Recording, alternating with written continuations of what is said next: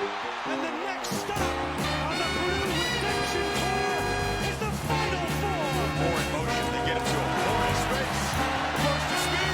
A touchdown for Purdue. He's still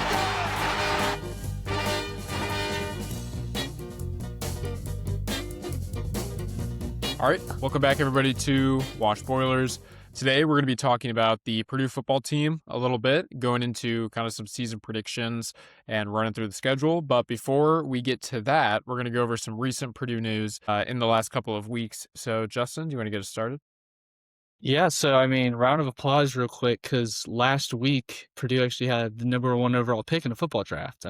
It's the Canada Football League. We had Giordano Vaccaro selected number 1 overall. I think that matters just as much as the NFL. I think people need to start accepting that now. While we have a guy who's that good, and he's going to be in that league for a while, I'm assuming. So I think it's just something we need to highlight now, while IU can have whatever they want in the NFL. I think Purdue right now, let's just say, we're good. We don't need what the NFL is doing right now. No, absolutely. I'm really curious, actually. I think after this, I'm going to put together my favorites for the Grey Cup. So once I do that, we'll see if whoever the guy who got drafted, whatever his team is called, if they're able to win it. So that'd be cool. Kind of going on to some other news that we have. Isaiah Hill, he's a center going into his senior year of high school out of Pike High School in Indianapolis. So on 247 Sports, he got a crystal ball to Purdue. So that doesn't mean he's committed. That just means that just based on expert predictions, things like that, he could be committing to Purdue soon or in the upcoming months, anytime like that. So he's the 13th ranked prospect overall on their website, 2nd ranked center. And if he did commit, he would pass Caleb Swanigan as the number 1 recruit rated wise of all time from Purdue. So pretty exciting for the class of 2027. So we'd have to wait a little bit to watch him play, but could be a cool addition for next year. Yeah, I honestly wish he was coming in this year. If we do end up getting him, he'd be such a great person to have on this team this year, since we need the center position, especially right now. But I think it's a highlight of just how good our recruiting's been. Clearly you've seen that IU is basically focusing entirely on the transfer portal, and you see how that's worked out for them so far. And so, if they want to do that and kind of just diss all this Indiana talent, I'm fine to take the Isaiah Hills, Ertles, Webbers of the world. I think you have some stuff about where Ertl and all them are ranked. Yeah, absolutely. So Isaiah Hill is probably going to be one of the favorites for Indiana Mr. Basketball going into 2026, 2027. Even if he doesn't end up going to Purdue or winning that, you look at the history of that award for the best player in Indiana. 2021, it's Caleb First, obviously goes to Purdue. The runner-up in that year is Trey Kaufman-Renn. Obviously, we know went to Purdue. 2022 is Braden Smith. We don't get 23, 4, or 5, but we do get 2026. So since 2021, half of all Indiana Mr. Basketballs have gone to Purdue, and the other players have gone to schools like UConn and Kansas, where sometimes it's just hard to win those recruiting battles. So the best in Indiana seem to play at Purdue, and they don't play at IU.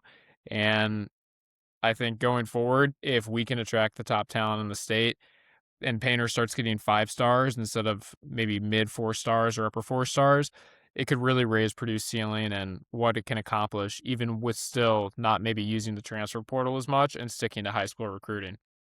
I think it shows just like the difference that Purdue's taking it basically for the NIL era. Because we obviously don't know how much Purdue spends on NIL. Clearly this cycle they haven't spent a lot, besides maybe keeping players here that would have transferred, even though we seemingly don't have a lot of guys who probably did get a lot of NIL. So, if we're willing to just take all these recruits who are clearly getting shafted by the IUs of the world, I think that's clearly a winning strategy for a guy like Painter. This might actually, if this can happen and Isaiah Hill comes to Purdue, I think it's a really good sign for Purdue in the future, because that's exactly what Matt Painter wants. That's exactly the type of players and culture he wants, of getting recruits. You stay here for a while. The big thing is, and this is so far in the future, if we can keep Isaiah Hill and he comes here and he stays for 4 years, he's probably an NBA player to an extent, so I don't know if he would even stay in college that long. Let's say he does. We're probably going to be the only school known to do that in the next 4 years, is keeping players in these cycles. And I just think that's such a good outlook for Purdue. Well, one of the main things is that when you go to Purdue, just based on its recent history, you know you're not going to get recruited over. Daniel Jacobson, for example, we still might bring in a center this offseason, but I feel like a lot of other programs, especially with he had a shaky season last year and he's definitely unproven going into a year where he's probably going to be the starting center. A lot of other programs would have recruited over him and taken someone from the transfer portal, and he's probably not getting the playing time he wants, and maybe he leaves. But if you're looking at Purdue as a destination compared to a lot of other schools, you know that you're going to have the chance to compete. It's not going to be your sophomore year, and then another random sophomore comes in from another school that you have to compete with. And the reason why you have guys like Zach Edey and Braden Smith who can set the example for people who say, hey, I'm a center. I want to get developed by the best big man program in the country, or I'm a point guard, and this school from a 3-star produced the NCAA all-time leading assist haver. I mean, Yeah. that's a really good thing to have on Purdue's recruitment resume, if you will. So I think going into the future, that's going to help a lot. Yeah, I think it's a great outlook. I mean, obviously in the coming weeks, we'll see. I mean, when does he need? Is it in the next year he'd commit, or is it something that would happen like this summer? So if it was going off the same timeline, like just looking at this class, Ertl committed, I believe, last spring, and then Juan and Weber and Knight all committed in the fall, if I'm Okay. correct on that. So we might be hearing from Isaiah Hill soon. We might be hearing in October or November, but either way, I think it will be probably within the calendar year of 2026. So coming up soon, and I know that Louisville is in on his recruitment as well. He mentioned in a recent interview that he's heard from Duke and Kentucky, which gives you a little bit of concern just because of the status of those programs. And Louisville seemingly gets everyone from high school and the portal nowadays. So Yeah. definitely not a done deal, but I like where Purdue's at, and I think if we can get him, we're in a really good position. Yeah, I agree. I mean, hopefully he commits sooner rather than later, but maybe he'll lift us up after, we'll go into our football schedule in the future, but maybe after a tough loss on the weekend, we'll hear an Isaiah Hill commitment later that night. So, Don't let him watch the football games. Don't bring him to Ross 8. yeah, no. Bring him to the Indiana State game. Like have him Bring it to the Indiana State game, have him go to the sideline. Yeah. CFL, have him go to the CFL's Oh yeah. first Grey game Cup with the tickets number one immediately. pick. 100%. I mean, Yeah. there's a lot of places we can take him. I think Ross 8 might be not the best spot until, Indiana State, and then we'll see after that. Yeah. No, don't take him to the Notre Dame game in week 3. Just avoid that one entirely, but all the other ones early on. Yeah. I get that.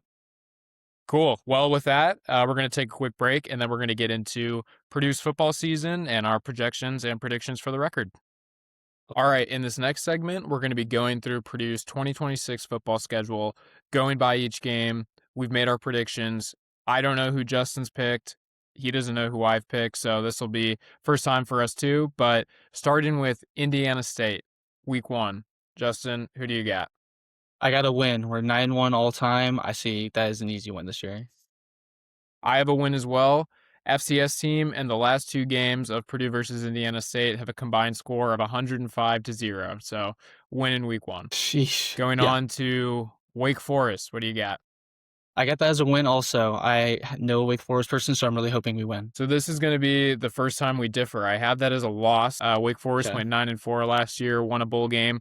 I think early in the season, Purdue just isn't ready to pull that one out. Going into week 3, UCLA. I have that as a loss. I think any away game, especially in LA, is a hard win. I have that as a win. Purdue plays in Pasadena for the first time since 2001, and I think this time they come out with the win. Going into week 4, hot topic, Notre Dame. Who do you got? It's going to be a loss from me, and we'll get into later how I feel about that. I also have that game as a loss. Notre Dame's probably going to be a top 5 team in the country, and I don't think Purdue can compete with that quite yet. Illinois. Sadly lost, but I think it'll be close. I have that as a loss too. They've won 9 games the last 2 years, and again, I just don't think Purdue is going to be ready yet. Next game, Minnesota at home. Win. I think it's probably one of our better wins this year. We should have beaten them last year, and we should win this year. I also have that as a win. Almost beat them on the road last year, and I think this time we get it done. Going into October 17th, we have Washington at home. I think this is probably a turning point of the year. I have it as a loss, but if we win this game, I have a very high outlook on the rest of the year. I have this one as a win. I have us getting revenge on Ryan Walters in his first return to Rossade as their defensive coordinator, and we just end up getting it done. I Next love that. game, Halloween versus Penn State. I have that as a loss. I'm scared anytime to play in that arena. I think it's a little scary. I also have that as a loss, but I'm keeping my eye on it just because Halloween, if it ends up being a night game, maybe that's their whiteout game. Maybe Purdue's motivated to pull the upset. Probably not. Going into the next game, it's going to be Maryland. I have that as a win as well. I think it's up there with the Minnesota games as ones that we need to win. I also have that as a win. Maryland was not a good team last year, and they probably won't be a good team this year either. Next game is away at Iowa. I had that as a loss, but I think it's gonna be two very defensive teams. There's no reason we can late take that game away. I also have that as a loss. I just trust Iowa to be a consistently above average team, and I don't think Purdue is there yet. Next game, kind of a big one, Wisconsin at home. Wisconsin, I have as a win, which would be the first time since 2003 that we will have won that game against Wisconsin. So let's hope. We're in agreement there. I have that as a win as well, and I think it becomes Barry Odom's kind of early defining win as Purdue head coach. Final game of the season, potentially in the regular season, I'll say, on the road at the defending national champion, IU. Sadly, I have it as a loss, but if we win, it'll be one of the greatest Purdue wins of all time, probably. So I think in life, sometimes you have to dare to dream, and I have this as a win. And You gotta Barry Odom's manifest early. Wisconsin victory is quickly forgotten because we go into Bloomington and we get the win. So I guess my final record, I have them at 7-5. What'd you have? Have them at 5-7. So I mean, there's definitely the potential there for us to be a bowl team, and like I fully think some of these could swap and flip. So it's the outlook has not been this good in a while. So I think it's good. I think it's realistic that 7-5 is possible. No, I agree. I think Purdue is going to be closer to a 500 team, whether they're a little over or a little under, than they are to a 1 or 2 loss team as they've been the last couple of years. So things are looking up, and coming up in the next segment, we're going to be going into each game a little bit more and seeing how we project for them. All right, so getting into more in-depth discussion about the upcoming season, you kind of mentioned our Indiana State record the last 2 years. Is there any more like feelings you have about that game? I think you look at 2024 Purdue, which was even worse than 2025 Purdue somehow, and Ryan Walters last year, and that team beat Indiana State 49-0. Indiana State's at the FCS level, and they're not particularly very good at the FCS level, regardless of if Purdue's good in the Big Ten or not. I just think that maybe this will come back to bite me, but I just don't think Purdue's going to have a hard time at home against a team of that caliber to start the season. And hopefully, unlike the last couple of years when we've played some weaker opponents early and then the season's kind of spiraled, hopefully this one we can get some good habits made on the field against lesser competition that can carry over against teams that are maybe more on our playing level talent-wise, and just be a good way to start the year. Yeah, I completely agree. I mean, looking at their history, we were 9-1 against them all time. Their last win came in 1963. They won 8-3. So I feel like this game has changed a bit since then. I just think FCS teams winning against Power 4 teams is always a huge upset. And I know people like to talk about Purdue being the worst Power 4 team by far. I don't think we're at that level where we would lose to a team like Indiana State. And again, this could come back to bite us so hard come week 1. But I just feel like Barry Odom's type of guy where he knows this game's an important one to show out for, especially after having the kind of games we've had in the past. Like Ball State, we did it. Southern Illinois, we kind of struggled with last year for a little bit, but then we came out. I don't think that game became close after the second quarter. So it's definitely a game I see us coming away with pretty easily. Is there any games you're looking at where you could like kind of in your head see an upset? Maybe not one that's like a Wake Forest, UCLA, but one of those bigger games. The one that I immediately go to is Penn State. And I know I mentioned in the earlier segment, oh, it's on Halloween, so maybe, something's crazy or whatnot. But you look at Penn State, and I know they got a lot of Iowa State players from last year because their new head coach, Matt Campbell, came from there. And I'm sure he's a great coach, and Penn State at a talent level and recruiting level is a much higher level than Purdue normally. Last year, you would have said they were ranked in the top 5 to start the year, and that was with a coach in James Franklin, who the previous year had led them all the way to the semifinals. Penn State should be good. They're almost definitely probably going to be better than Purdue, but I think with a new head coach and just the fact that maybe they overlook Purdue, this could be one that we steal, and it's just one I have my eye on. And Rocco Yeah, I Becht, I know, has been out for a little bit this offseason, their quarterback. So that's something to keep an eye on if they kind of run into the same situation they did last year with Drew Aller, where maybe their quarterback gets hurt early, they have a backup in there, and Purdue can find a way to get the win. yeah, I mean, I think people are underrating a bit losing James Franklin, how important that is to a football team and like a program in general, where I just definitely feel that I can totally see a situation where they're not as good as they have been in the past. I don't think they're on that Notre Dame or IU level or Ohio State level in the Big Ten at this point now. I mean, anything can happen next year, but it's definitely one of those where I can see that. My personal feeling on it is I think, and it's because of play style, I can see Iowa being a really big game for us in terms of possible upset. Obviously, the defensive matchup makes it hard for us to score, of course. They're one of the best defensive Big Ten teams of the last 20 years. That's kind of their whole thing. But I feel like that's really what Barry Odom is trying to bring to this Purdue team is to be a defensive powerhouse. We're returning all of our defensive linemen. We're having super high retention rates on the defense. I really feel like because of our play style being very defensive focused, Iowa's a team that we could probably have an upset watch against. That's where it gets me nervous, though, for these games like Notre Dame or IU. And luckily, we're not playing in Ohio State or Michigan this year. But those teams that kind of score at will, where they can easily put up 60 on us, it makes me a little bit more nervous if we're a defensive team and, it gets to 30. It's kind of hard to have a comeback or upset at that point when, against in Iowa, you don't really might need to score 21 points and you win. Yeah, no, I think that Iowa struggles on offense historically, and it's to a point right now where I just don't expect that to randomly change this season. That's just not their style. I think you're right that it does lead to more of a belief that maybe Purdue can actually compete with them. Like you said, if we get 3 touchdowns and we get 21 points, Iowa might put up 17. So if our defense is consistent from last year and that longevity and that continuity does end up helping them improve compared to where we were, and the new additions on the back end and the defensive backfield can help us a little bit, I think we're going to be in a really good spot.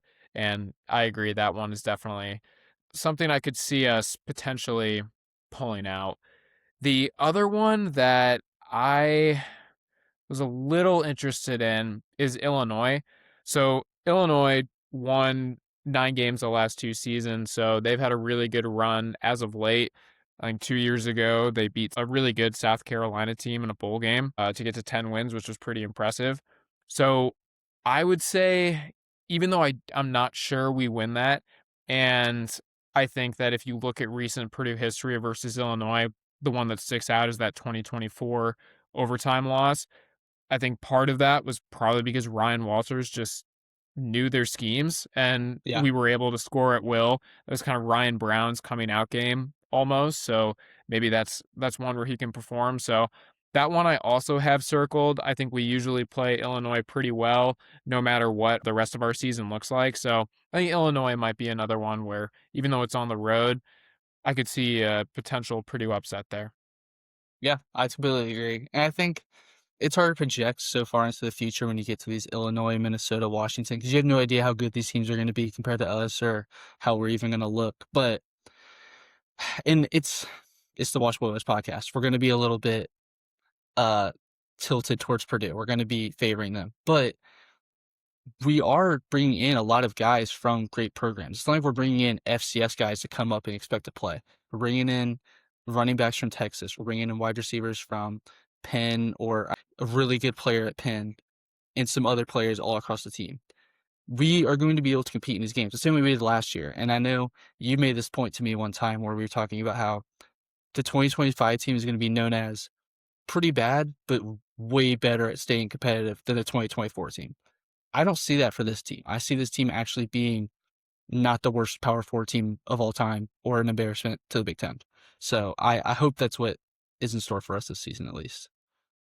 Yeah, and you also look at the circumstances this offseason. So going into the 2025 season, that was still when the transfer portal opened up again in the spring for football after the spring practice had already happened. So you had Barry Odom, who already inherited a horrible situation from Ryan Walters, where there was limited talent to begin with. And at that point, Ryan Brown's not even on campus anymore. He's out at North Carolina. And you have that spring game. And then afterwards, and he's talked about this, you lose about half your guys after that 2025 spring game. So you're a first year head coach. Your roster really doesn't get set until maybe June or July, based on where Purdue was in 2024. To have that offseason afterwards, that was never going to set anyone up for success. So I think that we've had our guys now since about December, January range. Like you mentioned, we brought in a lot of top level talent, especially the running back, like you mentioned, from Texas, and even at the lower levels. I know one of the, I believe, defensive ends that we brought in led the D3 national champions in sacks or something like that. Yeah. So we're bringing in, even at the lower levels, the top end guys. So I do think this year's team is going to be in a much better spot to be competitive, and we're going to win a Big Ten game this year. And maybe this is just me That's all I need. manifesting it and being a homer or whatnot, but I really do think that just the circumstances have finally lent themselves. Purdue's going to be competitive. We're going to get back to maybe more of the early Jeff Brom era where, you're around that 500 level compared to where we've been really the last 3 years.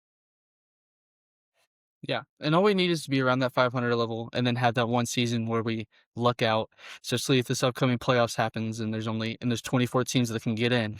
We just need to win 9 games. And you know what? We can make the playoffs. That's all we need to get to. And I think we're going in the right direction. So we'll take a quick break, and then when we come back, we'll talk about Notre Dame and why are we playing them?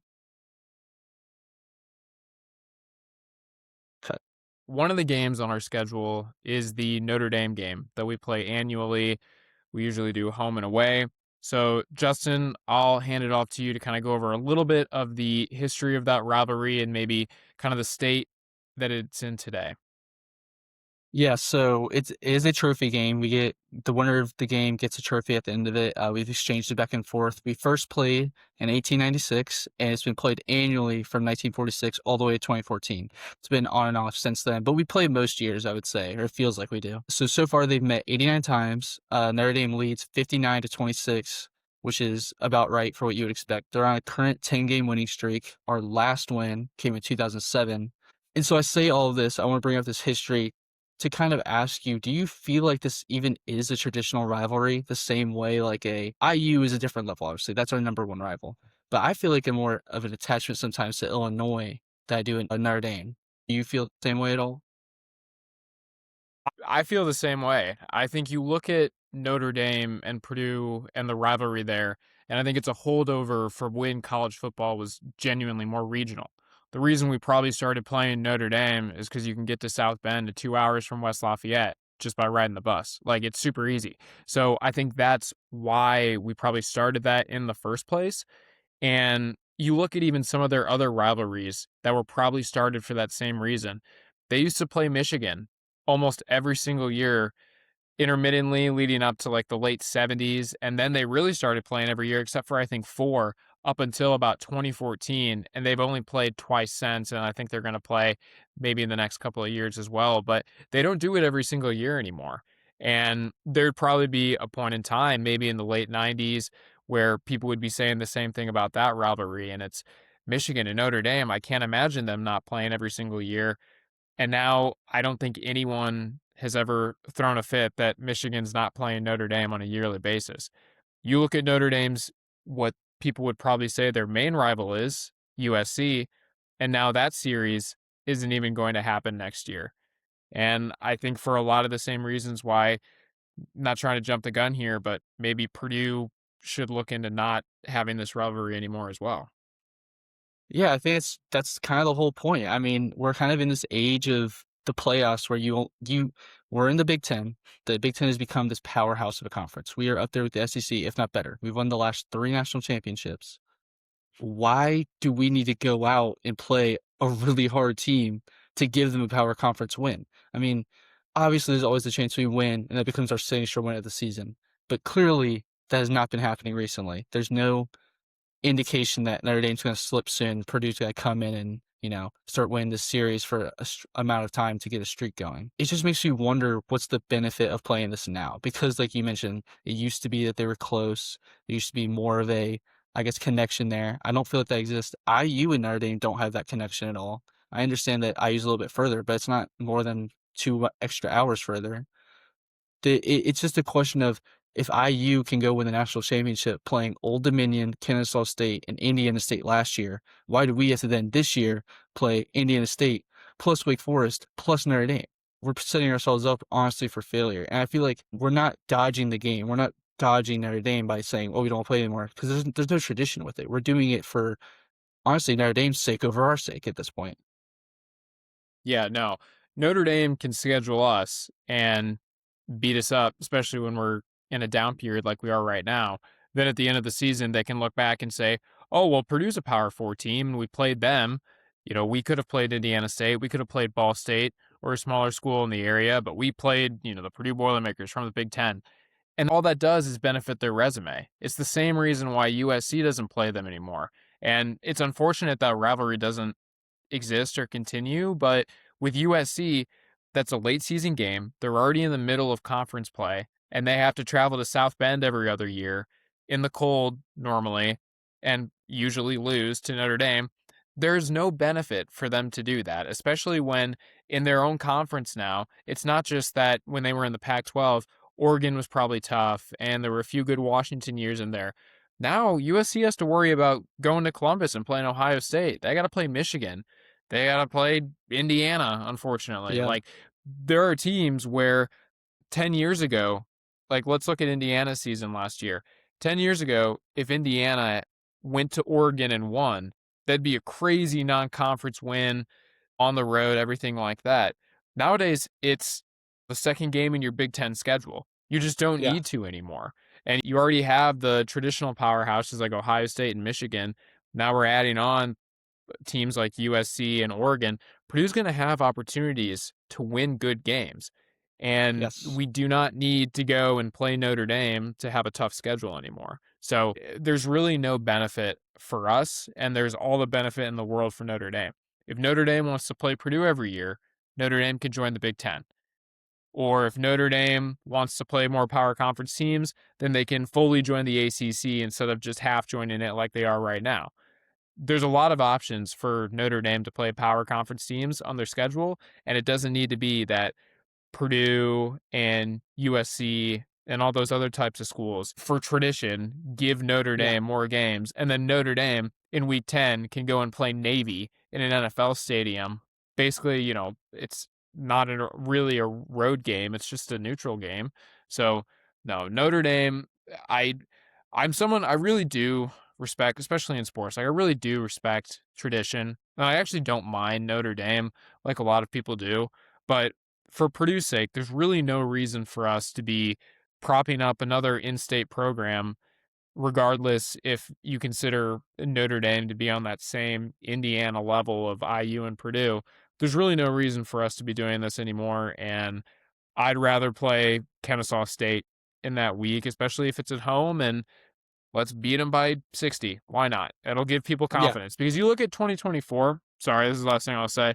You look at that 2024 team, when we lost 66-7, I believe, there were a lot of reports after that game, like that locker room at halftime, that's what broke the season. You go from the Indiana State game and you win 49-0 against a bad competition, whatnot. Then you have that next game against Notre Dame and you're just getting completely blown out. That destroys the locker room. You look at the offseason transfers, we lose Thieneman, people don't want to lose Max like Clare. that. Yeah. You said so much of what I was going to ask you in the first place with the tradition of it, with the power conference schedule of it. We've gotten to this era where SEC and Big Ten are clearly the best 2 conferences. And at this point, I know because you're a proponent of tradition to an extent, and I'm like that too for sure. I like having the tradition. I think being independent is an interesting thing in the past. Do you think it's fair that Notre Dame gets to play this out, like pick and choose who they play? I know they do it in advance, but why why can't they just join the Big Ten, join the SEC, which is unrealistic, join the Big Ten, join the ACC, which are the one that you're already basically in for every other sport, and play a level of competition that's pretty much equal to where you are at. I don't know if you think there's. Can you give a reason why Notre Dame should be allowed to stay independent? Besides tradition, no. Yeah, I mean, there's really yeah. not. Now, here's the argument, and this really comes into play with the service academies like Navy and Army. The reason Notre Dame plays them is because Notre Dame has a huge fan base, and the reason they play in NFL stadiums is because if Notre Dame went to Annapolis, they wouldn't be able to fill the stadium with enough fans. And it's actually a really huge thing for recruiting for the military academies to get to play Notre Dame because their fan base is so large for the military. So like that would be the argument is Notre Dame, and God, I sound like a Notre Dame fan. Notre Dame's Hey, doing that's a them a point. I asked you. service by playing them, but there's no reason why Notre Dame can't play a Big Ten schedule or an SEC schedule or any power conference, and then in their non-conference games, instead of playing Northern Illinois, they lost to, instead of playing that game, maybe that's Army, maybe that's Navy, maybe that is one of their more traditional rivalries. So you still have the opportunity to have the benefits that come from those types of schools playing Notre Dame, but it's not in week 10 when every other school is having to get ready to play their rival. Meanwhile, Notre Dame is playing a group of 5 team. Like it's just not Yeah. at the same level. So yeah, Notre there's Dame, I'll give you really this. yeah. I'll give Notre Dame this. They get a Big Ten schedule. They get to play, and they get to play the Purdue's of the world. We're in down here. They get to play Minnesota. They get to play Maryland, Rutgers, Northwestern. I'll give them those games. They get them with the Big Ten schedule. Then, how about you alternate Army or Navy every year, or even this, you could play both of them every year. Then you can either alternate Miami or USC every year as your out of conference game. Then throw in an FCS team. There you go. Like you have a schedule now. Nobody is going to complain about you not playing on that schedule. And you know what? You probably win 11 games every single season. It's such a weird. I understand now with the playoffs from Notre Dame's perspective. Why should we join a conference when it's way easier for us to just schedule out of conference teams, and then we can pick and choose kind of who we get to play. Probably make the playoffs every single year. What I think is interesting too is just that Notre Dame doesn't really shy away from tough out of conference games. You look at 2023, they played Ohio State and they barely lost, and that Ohio State team would have made the playoff if they beat Michigan in the game that year. They're playing Michigan sometime in the next 3 years. They've played them since that rivalry's ended. They're playing BYU next year, and BYU was in the Big 12 championship game last year. They're still playing good teams. And kind of to your point of the Northwesterns and Purdue's and Minnesotas of the world, Notre Dame's going to win those games. Those aren't Exactly. games that Notre Dame's going to be at risk. And now, especially with the news today, where it looks like the college football playoff is going to be 24 teams, if Notre Dame wins 9 games, which they wins Notre Dame not going to win 9 games, and they might even make it with 8. In a 2014 playoff, Notre Dame is going to make the tournament every single time because in the preseason, they're going to be ranked high enough to where poll inertia is going to keep them, even if they have a bad loss, it's going to keep them high enough because they have the fictional offseason win that'll probably put them in the top 10, and they're not going to go down from there. So Yeah. there's really no reason for them not to be in a conference anymore, apart from just that tradition argument. But I feel like that gets weaker every single year, especially with the new changes that are coming. And it's not even necessarily what they practice. So I don't know. I think it's interesting. And for Purdue's sake, I hope that we move off of this rivalry. And if Notre Dame wants to join the Big Ten, more than happy to start playing them again. I completely agree. If they join the Big Ten, I'll get rid of all my criticisms. I'll play them every other year because we don't even play every team every year. So, all right. Thank you for watching. Check us next week for our next podcast episode. Check us out on TikTok, YouTube, any social media platform at Wash Boilers, and see you next time.